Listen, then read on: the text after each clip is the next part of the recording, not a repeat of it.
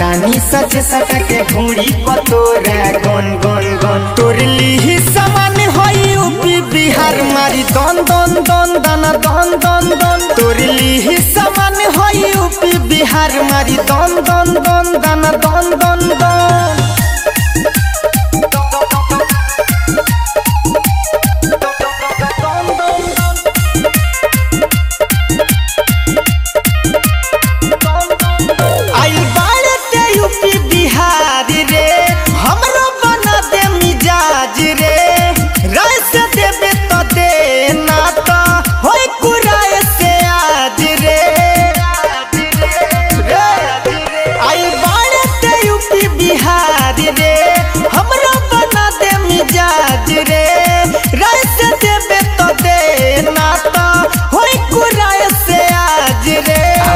छोना बाते बितवले न राते आगे भीतर से मन करे टन टन टन तोरली ही समान होई यूपी बिहार मारी दन दन दन दाना दन दन दन तोरली ही समान होई यूपी बिहार मारी दन दन दन दाना दन दन दन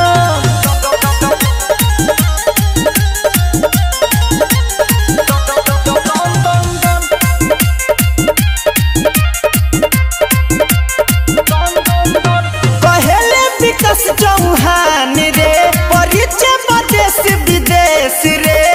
एक बार हमके सटावे दे पावर हो जाए तेहू विशेष रे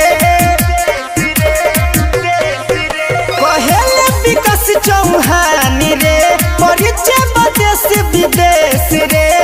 एक बार हमके सटावे दे पावर हो जाए तेहू विशेष रे